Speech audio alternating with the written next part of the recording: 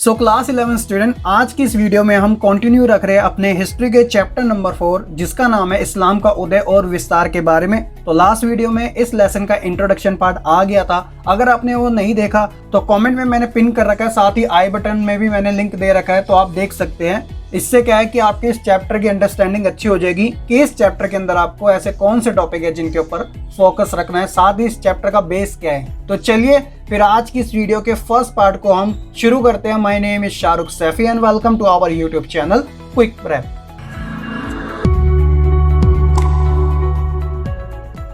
जैसा कि आप बच्चे अच्छे से जानते ही है कि आप वर्ल्ड हिस्ट्री के बारे में पढ़ रहे हो। जब आप क्लास 12th में आओगे तब आप इंडियन हिस्ट्री के बारे में जानोगे। तो जैसे हमने अपना चैप्टर नंबर 2 मेसोपोटामिया, जिसका आज का नाम इराक है, उसके बाद हमने चैप्टर नंबर 3 तीन महाद्वीपों में फैला हुआ साम्राज्य यानी रोमन साम्राज्य के बारे में जाना। तो जब रोमन साम्राज्य डिक्लाइन हुआ यानी उसका पतन हुआ, तब इस्लाम का उदय हुआ। यानी कि हम इस लेसन के अंदर इस्लाम के उदय के बारे में जानेंगे, इसकी धर्म निष्ठा, समुदाय और राजनीति के संदर्भ में। तो देखिए, शुरुआत करते हैं 612 से 32 ईस्वी में। तो ये जो काल था वो पैगंबर मोहम्मद साहब का था। अब बात आती है कि पैगंबर मोहम्मद साहब कौन थे। तो देखिए बच्चों, पैगंबर मोहम्मद साहब जो थे वह अल्लाह के दूत थे। दूत मतलब होता है मैसेंजर, यानी कि संदेशवाहक, जिन्होंने इस्लाम धर्म का प्रचार प्रसार किया। तो इसमें क्या था कि पैगंबर मोहम्मद साहब ने एक ईश्वर की पूजा करने और इस्लाम के मानने वालों, जिसे उम्मा कहा जाता है, एक समाज का प्रचार प्रसार किया जो कि इस्लाम का एक बेस था यानी मूल था। ठीक है, तो इसका मतलब ये है कि 612 में पैगंबर साहब ने अपने आप को खुदा का संदेशवाहक घोषित कर दिया और उस समय से इस्लाम का प्रचार प्रसार होने लगा। वर्तमान में 1.8 बिलियन से भी ज्यादा जो जनसंख्या है वह इस धर्म को मानने वाली है। तो ये आप अच्छे से जानते हैं, मैंने इंट्रोडक्शन पार्ट में बता दिया था। तो जो पैगंबर मोहम्मद साहब थे वह एक सौदागर थे और भाषा की संस्कृति से वह अरबी थे, क्योंकि उनका जन्म जो था वो सऊदी अरब में ही हुआ था। 6ठी शताब्दी में अरब संस्कृति जो थी वह केवल अरब प्रायद्वीप और दक्षिणी सीरिया व मेसोपोटामिया के क्षेत्र तक सीमित थी। यहाँ पर आप मैप में भी देख सकते हो। उस समय क्या था कि जो अरब निवासी थे यानी जो लोग थे वह कबीलों में बटे हुए थे। कबीले एक प्रकार का समूह होता है जो परिवार से भी संबंधित होता है, लोगों के समूह से भी। तो उस समय जो निवासी थे उस अरब के, वह कबीलों में बटे हुए थे और प्रत्येक कबीले का जो नेतृत्व होता था वह एक शेख के द्वारा किया जाता था। आप अच्छे से जानते हैं कि सऊदी अरब में शेख जो है वो कितने ज्यादा पॉपुलर है पूरे विश्व के अंदर। इन शेख का जो चुनाव होता था वह पारिवारिक आधार पर कम होता था, बल्कि उनके साहस, बुद्धि और योग्यता के आधार पे ज्यादा किया जाता था। और प्रत्येक कबीले के अपने देवी देवता भी होते थे, क्योंकि सन 612 ईस्वी में जब पैगंबर मोहम्मद साहब ने अपने आप को खुदा का संदेशवाहक घोषित किया, तो उससे पहले क्या था, अरब के अंदर देवी देवताओं की पूजा की जाती थी, क्योंकि इस्लाम धर्म का प्रचार प्रसार नहीं हुआ था। तो प्रत्येक कबीले के अपने देवी देवता होने के कारण ही यहाँ पर बूतों के रूप में मस्जिद में पूछे जाते थे। अब बात आती है भूत क्या होते हैं। तो देखिए बच्चों, भूत एक प्रकार की मूर्ति होती है या आप इसे प्रतिमा भी कह सकते हैं जो शांत रहती है। तो उस समय इनका जो प्रचलन काफी ज्यादा था। बहुत सारे कबीले जो थे ना, जैसे एग्जाम्पल के तौर पे बेदुइन। तो बेदुइन का जो अर्थ होता है वो एक प्रकार से खाना बदोशी होता है, जिसे इंग्लिश में आप नोमैडिक भी कहते हैं। तो ये क्या होता है, ये ऊंट के चारे के लिए और खजूर की तलाश में यानी अपनी खाद्य सामग्री की तलाश में रेगिस्तान में आया और जाया करते थे। ठीक है, तो इनका काम यही होता है खाना बदोशों का। तो इनमें से जो ये बेदुइन थे ना, खाना बदोश थे, वह तो कुछ शहरों में बस गए और वहां पर ही उन्होंने व्यापार और खेती का काम भी शुरू कर दिया। तो कबीलों की बात चल रही थी। तो कबीलों में जब पैगंबर मोहम्मद साहब की आती है तो उनका भी एक अपना ही कबीला था जिनका नाम था कुरैश, जो कि मक्का में स्थित है। मक्का आप जानते हो ना कि सऊदी अरब के 2 शहर मक्का और मदीना काफी पॉपुलर है पूरे वर्ल्ड के अंदर। तो इन कबीलों पर पैगंबर साहब का नियंत्रण हुआ करता था। मक्का का जो ढांचा था वह घनाकार का होता था, जिसे काबा कहा जाता था। यहाँ पर आप अपनी स्क्रीन पर भी देख सकते हैं। तो काबा जो था एक पवित्र स्थल होता था और उस समय वहां पर बूत रखे जाते थे जब इस्लाम धर्म का प्रचार प्रसार नहीं हुआ था। जो भारी लोग थे ना, वह भी काबा को एक पवित्र स्थल माना करते थे और अपने बूतों को यानी मूर्तियों को यहाँ पे रखा करते थे। हर साल इस पवित्र स्थल पर यात्रा भी किया करते थे, जैसे कि आज के समय जिसे हम हज कहते हैं। लेकिन यहाँ पे बहुत सारे चेंजेस आए जब से इस्लाम धर्म का प्रचार प्रसार होने लगा। तो क्या था कि उस समय मक्का जो था वह यमन और सीरिया के बीच व्यापारिक मार्ग पर स्थित हुआ करता था। तो कारण क्या हुआ, मक्का का महत्व और बढ़ता चले गया और ये और ज्यादा विशाल होता गया। तो काबा को एक पवित्र जगह माना जाता है जो कि यह मस्जिद अल हरम के बीचों बीच स्थित है। तो काबा के अंदर जो हिंसा है, जो वायलेंस है, वो एक प्रकार से बैन है, वर्जित है। और साथ ही यहाँ पे जो तीर्थयात्री या फिर दर्शनार्थी जो आते हैं उनको सुरक्षा यानी प्रोटेक्शन भी प्रदान कराई जाती है। अब क्या था कि तीर्थ यात्रा और व्यापार के कारण जो खाना बदोश और कबीले थे उनके बीच में जो संबंध थे, रिलेशन थे, वो काफी बेहतर होते चले गए। लेकिन अभी भी फर्क ये था कि जो बहुदेववादी अरब लोग थे, यानी जिनके अपने अपने देवी देवताएं होते थे, उन्हें अल्लाह कहे जाने वाले परमात्मा यानी गॉड, उनकी धारणा के बारे में स्पष्ट जानकारी नहीं थी, क्योंकि उस समय उसका प्रचार प्रसार नहीं हो पाया था। मूर्तियों और इबादत गाहों यानी कि जो पवित्र स्थल होते हैं उनके साथ जो उनका लगाव हुआ करता था वह काफी ज्यादा स्ट्रॉन्ग था, यानी मजबूत था। अब देखिए बच्चों, यहाँ से टाइम पीरियड शुरू होएगा इस्लाम का प्रचार के बारे में। तो सारी चीजें यहीं से परिवर्तन होती चली जाएगी। जैसे सन 612 ईस्वी के आसपास ही पैगंबर मोहम्मद साहब ने अपने आप को खुदा का संदेशवाहक रसूल घोषित कर दिया, ठीक है, जिन्होंने यह प्रचार करने का आदेश दिया कि केवल अल्लाह की इबादत यानी उनकी आराधना की जानी चाहिए। और जो इबादत की विधियां थी ना, वह काफी ज्यादा सरल हुआ करती थी। उन्होंने एक नए धर्म का प्रचार प्रसार किया और इस धर्म को स्वीकार करने वाले जो लोग थे वह मुस्लिम कहलाए गए। और ये सभी लोग जो थे वो एक ऐसे समाज का हिस्सा थे जिन्हें उम्मा कहा जाता था। उम्मा से मतलब एक प्रकार की वह आबादी जो कि इस्लाम धर्म को माना करती है, जिसे मुस्लिम कहा जाता है। आज के समय में मैंने पहले ही बताया था 1.8 बिलियन से भी ज्यादा लोग ऐसे हैं जो पूरे विश्व भर में मौजूद है और इस्लाम धर्म को अपनाए बैठे हैं, ठीक है। अब क्या हुआ कि जो मुस्लिम थे जिन्होंने इस्लाम धर्म को अपना लिया था, उन्हें शीघ्र ही जल्द ही मक्का के जो शक्तिशाली लोग थे उनके विरोध का भी सामना करना पड़ा, क्योंकि इस्लाम धर्म का उस समय प्रचार प्रसार जो हो रहा था, तो उन्हें इस बात का बुरा लगने लगा कि उन्होंने उन देवी देवताओं को ठुकरा दिया जिनकी वह आराधना कर रहे थे, और नए धर्म यानी इस्लाम को मक्का की प्रतिष्ठा और समृद्धि के लिए खतरा समझा। तो इस भारी विरोध का परिणाम ये निकला कि 622 ईस्वी में पैगंबर मोहम्मद साहब अपने अनुयायियों के साथ मक्का को छोड़ के मदीना चले गए। और पैगंबर मोहम्मद साहब की इस यात्रा को यानी प्रवास को हिजरा कहा गया या फिर हिजरत कहा गया। तो आप इस चीज को याद रखिएगा, एग्जाम में आपसे ये पूछ ली जाएगी हिजरत से आप क्या समझते हैं। तो देखिए 622 ईस्वी में पैगंबर मोहम्मद साहब का अपने अनुयायियों के साथ मक्का छोड़ मदीना चले जाना, इस यात्रा को हिजरा कहा गया। अब क्या हुआ, इस्लाम के इतिहास में एक नया मोड़ आया जिस वर्ष पैगंबर मोहम्मद साहब का आगमन मदीने में हुआ और वहीं से मुस्लिम कैलेंडर यानी कि हिजरी सन की शुरुआत हुई। तो आप अच्छे से ये बात जानते ही हैं कि जो आज के समय कैलेंडर चलता है वो पूरे वर्ल्ड में एडी वाला चलता है, यानी कि एनो डोमिनो वाला, जो कि ग्रेगोरियन, जो कि ईसाइयों की देन है। और इस कैलेंडर का नाम है ग्रेगोरियन, यहाँ पर आप देख भी सकते हैं इसके बारे में। लेकिन जो मुस्लिम धर्म का अपना एक कैलेंडर है उसे हिजरी कहा जाता है। हिजरी कैलेंडर के बारे में जानकारी आपकी किताब में दे भी रखी है, ये आप अपनी स्क्रीन पर देख भी सकते हैं। तो क्या हुआ, इसके बाद जब पैगंबर मोहम्मद साहब अपने अनुयायियों के साथ मक्का छोड़ मदीना में आ गए तो उन्होंने वहां पे क्या किया, एक राजनीतिक संस्था की स्थापना की और उनके अनुयायियों को, जो उनको मान रहे थे कि ये अल्लाह के संदेशवाहक है यानी मैसेंजर है, उनको सुरक्षा यानी प्रोटेक्शन भी प्रदान करी जिनकी उन्हें आवश्यकता भी थी। और साथ ही साथ शहर के अंदर जो कलेश चल रहे थे, कलह चल रही थी, उन्हें भी पैगंबर मोहम्मद साहब ने सुलझाया। उम्मा जो था आप जानती है ना, वह समुदाय जो कि इस्लाम को मानता है एक बड़े संप्रदाय के रूप में बदला गया, ताकि मदीने के बहुदेववादियों को पैगंबर मोहम्मद साहब के राजनीतिक नेतृत्व के अंदर लाया जा सके, क्योंकि उस समय भी तो ये सारी प्रक्रिया चल ही रही थी। तो पैगंबर मोहम्मद साहब यही तो कर रहे थे कि सब इस्लाम धर्म को अपना ले, क्योंकि उसके अंदर जो खूबियां थी वो अभी आपको आने वाले समय में पता चलेगी।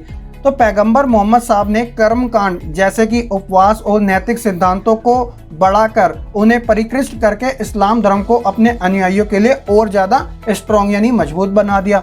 और पैगंबर मोहम्मद साहब की जो उपलब्धियां थी उनसे प्रभावित होकर बहुत से ऐसे कबीले थे जिनके अंदर खास तौर पे बेदुइन, तो आप जानते हैं ना बेदुइन, जो कि रेगिस्तान में ऊँटों के चारे के लिए और खाद्य पदार्थ जैसे कि खजूर की तलाश में आया जाया करते थे। तो उन्होंने अपने धर्म को बदलकर इस्लाम को अपना लिया और साथ ही वह इस उम्मा में यानी समाज में शामिल भी हो गए। तो इस प्रकार मदीना जो था वह राज्य की प्रशासनिक राजधानी बन गई और मक्का उनका धार्मिक केंद्र बन गया। आज के समय सऊदी अरब की जो राजधानी है वो रियाद है। तो इसके बाद क्या हुआ, काबा से बूतों को हटा दिया गया क्योंकि मुस्लिमों के लिए यह जरूरी था कि वह काबा के स्थल की ओर मुंह करके इबादत करे। देखिए, काबा की तरफ रुख करके परिक्रमा करने का मतलब यही है कि जैसे पूरे वर्ल्ड के अंदर जो दिशाएं हैं वह अलग अलग है, जैसे कि जैसे अगर काबा की तरफ रुख करके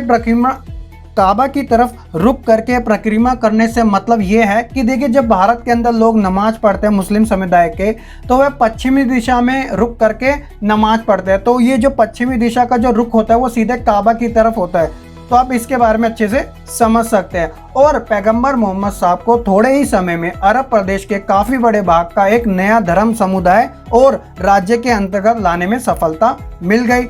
और शुरुआती जो इस्लामिक राज्य व्यवस्था थी वह काफी लंबे समय तक अरब कबीलों और खुले के राज्य संघ का हिस्सा बनी रही। तो बच्चों, ये तो था अरब में इस्लाम धर्म का उदय, जिसके अंदर हमने धर्म से संबंधित, समुदाय से संबंधित और राजनीतिक परिप्रेक्ष्य में इन चीजों के बारे में अच्छे से जाना। आई होप कि आप ये एक सीक्वेंस तरीके से अच्छे से समझ भी चुके होंगे। अगर आपका कोई डाउट है तो आप कमेंट करके पूछ सकते हैं किसी वर्ड के बारे में, अगर आपको कोई कंफ्यूजन है तो। दूसरा हमारा टॉपिक है खलीफाओं का शासन, जिसके अंदर हम इसका विस्तार, गृहयुद्ध और इस संप्रदाय के निर्माण के बारे में जानकारी हासिल करेंगे। लेकिन सबसे पहले आपको ये पता होना चाहिए कि खलीफा का मतलब क्या होता है। तो देखिए, इसमें भी हम एक सीक्वेंस तरीके से चलेंगे। तो सबसे पहले क्या था कि 632 ईस्वी में पैगंबर साहब का देहांत हो गया। तो जब इनका देहांत हुआ, क्योंकि ये तो खुदा के संदेशवाहक थे यानी मैसेंजर थे, जब वह इस दुनिया से चले गए तो इनके बाद कोई ऐसा व्यक्ति नहीं था जो कि इस्लाम का पैगंबर बन सके। और ये बात आज तक सिद्ध है कि पैगंबर मोहम्मद साहब के बाद आज तक यानी वर्तमान में भी कोई ऐसा पैगंबर नहीं है। आखिरी जो पैगंबर थे वो पैगंबर मोहम्मद साहब ही थे और उनके बाद कोई पैगंबर नहीं आएगा। आएगा भी तो वह झूठा ही होगा, ऐसा इस्लाम धर्म के बारे में लिखा गया है। तो इसका परिणाम क्या हुआ? जब पैगंबर मोहम्मद साहब इस दुनिया से चले गए तो वहाँ की जो राजनीतिक सत्ता थी वह अस्थिर होगी। कहने का मतलब जो एक लीडर थे उस समय, जब वो नहीं रहे तो वहाँ की राजनीतिक सत्ता अस्थिर होगी और मुस्लिम समुदाय के अंदर मतभेद भी शुरू होने लग गए, क्योंकि संभालने वाला कोई था नहीं। तो इसके परिणाम स्वरूप सबसे बड़ा परिवर्तन यानी बदलाव ये हुआ कि खलीफाओं का शासन आ गया। अब बात आती है कि खलीफा का क्या अर्थ है। तो देखिए बच्चों, इस्लाम धर्म की नींव को कायम करने वाले रक्षक, या आप यूं भी कह सकते हैं पैगंबर साहब के बाद जो उनके रिप्रेजेंटेटिव थे यानी जो प्रतिनिधि थे वह खलीफा ही कहलाए। और खलीफा जो थे वह 4 थे। तो उनके नाम क्या थे? पहले जो खलीफा थे उनका नाम था अबू बकर, दूसरे थे उमर, तीसरे थे उस्मान, यहाँ पर आपको उस्मान भी लिखा आएगा बुक के अंदर, और चौथे थे हजरत अली। तो आप इन खलीफाओं के नाम अच्छे से याद रखिएगा। इस वाले टॉपिक के अंदर हम खलीफाओं के शासन के बारे में ही जानकारी हासिल कर रहे हैं। तो आई होप कि आपको ये स्टार्टिंग का स्ट्रक्चर तो अच्छे से समझ आ चुका होगा। देखिए बच्चों, इन खलीफाओं ने पैगंबर मोहम्मद साहब के साथ अपने संबंध काफी बेहतर कर रखे थे और साथ ही उनके द्वारा जो बताए गए मार्ग निर्देश थे उन्हें इन्होंने कायम रखा। और इस संस्था के 2 प्रमुख उद्देश्य थे। पहला क्या था? जो कबीले थे ना उनके ऊपर पूरा कंट्रोल करना, और दूसरा था कि राज्यों के लिए संसाधनों को जुटाना, क्योंकि पूर्ति करने के लिए संसाधनों की आवश्यकता तो होती है। तो खलीफा इन 2 कामों के ऊपर अपना सबसे ज्यादा ध्यान रखते थे। उसके बाद क्या था कि पैगंबर साहब की मृत्यु के बाद कबीले जो थे वह इस्लामी राज्यों में टूट गए और कुछ कबीलों द्वारा अपने ही समाज की स्थापना के लिए उन्होंने स्वयं के पैगंबर जो कि झूठे थे उन्हें बना लिया। तो पहले जो खलीफा थे अबू बकर, उनके द्वारा अनेक अभियान चलाए गए जिसमें उन्होंने विद्रोह का दमन किया, यानी उन्हें हरा दिया जो कि इस्लामी राज्यों में टूट को पैदा कर रहे थे। और जो दूसरे खलीफा थे हजरत उमर, उनके द्वारा उम्मा यानी वह समाज जो कि इस्लाम को मान रहा था, उम्मा की सत्ता का विस्तार की नीति को अपनाया। खलीफा अच्छे से जानते थे कि व्यापार और करों से जो उम्मा यानी जो समाज है, मुस्लिम समुदाय है, उसे नहीं चलाया जा सकता। खलीफाओं ने क्या किया? अपने सेनापतियों के द्वारा पश्चिम में बेजेटाइन साम्राज्य और पूर्व में ससानी साम्राज्य, इनके खिलाफ अपनी शक्ति को जुटाया, क्योंकि उस समय ये दोनों ही साम्राज्य काफी शक्तिशाली थे और अपने सर्वोत्तम शिखर पे हुआ करते थे। और अरब में इन साम्राज्यों के पास काफी अच्छे संसाधन भी मौजूद हुआ करते थे। तो ये जो बाइजेटाइन साम्राज्य था वह ईसाई धर्म को बढ़ावा देता था, तो वहीं जो ससानी साम्राज्य था वह ईरान के प्राचीन धर्म जिसका नाम था जरथुस्त्र, ये मैंने आपको मेसोपोटामिया वाले और रोमन साम्राज्य में ही बता रखा है, तो इनको संरक्षण प्रदान करते थे। क्योंकि रोमन साम्राज्य के ऊपर जो आक्रमण था वह ससानी साम्राज्य ने भी किया था, जब मैं आपको पतन के बारे में बता रहा था। तो अब क्या हुआ? खलीफाओं द्वारा इन साम्राज्यों के ऊपर आक्रमण किया गया और इन साम्राज्यों पर क्या प्रभाव पड़ा तो देखिए इन दोनों ही साम्राज्यों में धार्मिक संघर्ष उत्पन्न होने लगे और साथ ही जो अभिजात वर्ग थे ना, मैंने आपको पहले ही बता रखा है, अभिजात वर्ग जो था वह एक तो धनी वर्ग भी था और काफी शक्तिशाली भी था। तो इनके विद्रोह के कारण इनके अंदर गिरावटें आने लगी। तो इससे क्या हुआ कि खलीफाओं के द्वारा इन दोनों ही साम्राज्यों को जीत लिया गया और युद्ध होने के बाद इनमें संधि कर ली गई। तो परिणाम क्या हुआ कि अरबों के द्वारा युद्धों और संधियों द्वारा शासन करना काफी ज्यादा आसान हो गया। और इसके बाद 3 सफल अभियान भी चलाए गए, जिसमें अरबों ने सीरिया, इराक, ईरान और मिस्र इन सभी देशों को मदीना के नियंत्रण में ला दिया। कहने का मतलब यहाँ पर भी इनका शासन कायम हो गया। तीसरे जो खलीफा थे जिनका नाम उस्मान या फिर उस्मान था, इनके द्वारा मध्य एशिया तक बढ़ाने का भी अभियान चलाया गया। पैगंबर साहब की मृत्यु के 10 साल के बाद नील और ऑक्सस के बीच जो विशाल क्षेत्र हुआ करते थे, इन पर भी नियंत्रण कर लिया गया और यह इलाके आज भी मुस्लिम शासन के अंतर्गत ही आते हैं। तो इस प्रकार था जब पैगंबर मोहम्मद साहब इस दुनिया से चले गए, तो इस्लाम धर्म की नींव को कायम रखने के लिए ये खलीफाओं के द्वारा ऐसे अलग अलग प्रकार के अभियान चलाए गए। ये जितने भी जीते हुए प्रांत थे, खलीफाओं ने यहाँ पर अपना एक प्रशासनिक ढांचा को लागू कर दिया, जिसमें उन्होंने अध्यक्ष भी बनाए जिसे इस्लामिक भाषा में अमीर कहा जाता है, और मुखिया भी बनाए जिन्हें अशरफ भी कहा जाता है। तो ये सब इन्होंने यहाँ पर लागू कर दिए। खलीफाओं के सैनिक जो थे, बेदुइन जो थे यानी खाना बदोश जो थे, वह अधिकतर रेगिस्तान के किनारों पर बसे हुए शहरों जैसे कि कूफा और बसरा में शिविरों में रहा करते थे। कारण यह था कि वह अपने प्राकृतिक स्थल जो कि शुरुआत से वह खाना बदोश रहे हैं, वहाँ पे टच में भी रहे और खलीफा के साथ उनके संबंध भी अच्छे बने रहे, तो इसलिए वह यहाँ पर रहा करते थे। और जो ये शासक वर्ग थे और गैर सैनिक थे, इन्हें लूट का हिस्सा भी मिलता था, साथ ही मंथली इन्हें सैलरी यानी वेतन भी दिया जाता था। जो लोग गैर मुस्लिम हुआ करते थे वह जजिया और खराज दिया करते थे। जजिया और खराज एक प्रकार के टैक्स थे। जजिया के बारे में जानकारी जो है वो काफ़ी ज़्यादा दे रखी है, मैं शॉर्ट जानकारी आपको बता देता हूँ। तो जजिया एक प्रकार का धार्मिक कर हुआ करता था जो कि उन लोगों पर लगाया जाता था जो कि गैर मुस्लिम होते थे, यानी जो इस्लाम धर्म को नहीं मानते थे। तो जब वह एक ऐसे स्थान पे रहा करते थे जो कि इस्लाम धर्म के अंडर में आती थी, तो वहाँ पे उन्हें रहने के लिए कर देना पड़ता था, और कर देने के बाद उन्हें वहाँ पे सैनिक सुरक्षा भी प्रदान की जाती थी और अपने धर्म को मानने के लिए भी सुरक्षा प्रदान की जाती थी। तो जजिया कर कुछ इस प्रकार का था। तो यहाँ तक जब सब कुछ सही चल रहा था, तो उसके बाद क्या हुआ, जब राजनीतिक विस्तार होने लगा तो एकीकरण का कार्य जो था, जो एकजुटता का कार्य था, वह अब अरब कबीलों में आसानी से नहीं हो पा रहा था। कारण यह था कि यहाँ पे झगड़े धीरे धीरे उत्पन्न होने लगे थे। प्रारंभिक इस्लामिक राज्य के शासन में जो मक्का के कुरैश लोग थे उनका ही बोलबाला था, क्योंकि जो पैगंबर साहब थे वह भी कुरैश कबीले से ही संबंधित थे। तो जो शुरुआती जो दौर था मक्का का, वहाँ पे तो इन्हीं कबीलों का नियंत्रण हुआ करता था, बोलबाला था। तीसरे जो खलीफा थे उस्मान, इनका जो टाइम पीरियड था 644 से 56 के बीच, यह भी कुरैश कबीले से ही संबंधित थे। इन्होंने क्या किया, अधिक नियंत्रण प्राप्त करने के लिए यानी कि अपने ही लोगों को प्रशासन में लगा दिया। इससे क्या हुआ कि जो राज्य का शासन था वह और ज्यादा मजबूत हो गया। अब जब ये सारी गतिविधियां हो रही थी, जो अन्य कबीला थे उनके बीच में झगड़े होने शुरू कर दिए। कहने का मतलब आप एक ही कबीलों को ज्यादा बढ़ाए जा रहे हो, जिससे कि दूसरे कबीले नाराज होते चले गए। जैसे कि इराक और मिस्र में विरोध शुरू हो चुका था और मदीने में भी ऐसा ही विरोध शुरू होने लगा। कारण क्या हुआ कि उस्मान की हत्या कर दी गई, और उस्मान की हत्या के बाद हजरत अली जो थे उन्हें चौथा खलीफा घोषित किया गया। जब हजरत अली चौथे खलीफा बनाए गए तो उन्होंने उन लोगों के खिलाफ जो कि मक्का के अंदर अभिजात वर्ग का प्रतिनिधित्व कर रहे थे, युद्ध कर दिए। अब उन्होंने 2 युद्ध लड़े। इससे क्या हुआ कि मुस्लिम समुदाय के बीच में दरार और ज्यादा गहरी होगी। जो हजरत अली के समर्थक थे और शत्रु थे, बाद में इस्लाम के 2 मुख्य संप्रदाय बन के आए। वो कौन कौन से थे, एक थे सुन्नी, दूसरे थे शिया। आज के समय भी ये दोनों समुदाय मौजूद है, जो कि अपने आप में एक अलग विषय भी है। एक खारिज द्वारा हजरत अली को कूफा में एक मस्जिद में उनकी मृत्यु कर दी गई। हजरत अली की मृत्यु के बाद जो उनके अनुयायी थे यानी मानने वाले थे, तो हजरत अली के पुत्र जिनका नाम था हुसैन साहब, उन्होंने प्रतिनिष्ठा को कायम रखा। मुआविया के द्वारा 661 में अपने एक अलग खलीफा घोषित किया गया। उसके बाद उमैयद वंश की स्थापना हुई जो कि 750 तक चलते रहे।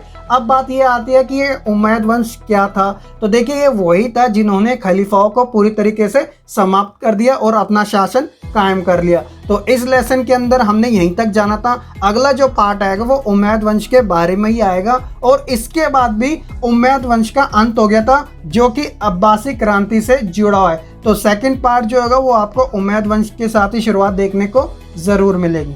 तो बच्चों ये था आपका चैप्टर नंबर 4 इस्लाम धर्म का उदय और उसके विस्तार के बारे में, जिसके अंदर हमने शुरुआत से जाना अरब समुदाय के अंदर कि किस प्रकार इस्लाम धर्म का उदय हुआ था और पैगंबर मोहम्मद साहब की मृत्यु के बाद जो खलीफाएं आए थे 4, उन्होंने किस प्रकार से इस्लाम धर्म की नींव को कायम रखा। आई होप कि आपको ये वीडियो अच्छी लगी होगी। अगर आपको ये वीडियो अच्छी लगी है तो आप लाइक करना ना भूलिएगा, साथ ही कमेंट करके अपना फीडबैक जरूर दीजिएगा। अगर आप चैनल पर नए हैं तो सब्सक्राइब कर लीजिएगा और साथ ही अगर आपने हमारा टेलीग्राम ग्रुप अभी तक नहीं ज्वाइन किया तो डिस्क्रिप्शन में आपको लिंक मिल जाएगा, आप जरूर ज्वाइन कर लीजिएगा। नोट्स आपको वहीं पे मिलेंगे, साथ ही MCQ टेस्ट और कोई क्वेरी हो तो आप हमसे वहाँ पे आस्क कर सकते हैं। तो चलिए बच्चों आज की इस वीडियो में इतना ही। मैं मिलूंगा आपको इस लेसन के सेकंड पार्ट के साथ। तब तक के लिए आप बच्चे खुश रहिएगा, पढ़ते रहिए और ऐसे ही आगे बढ़ते रहिए।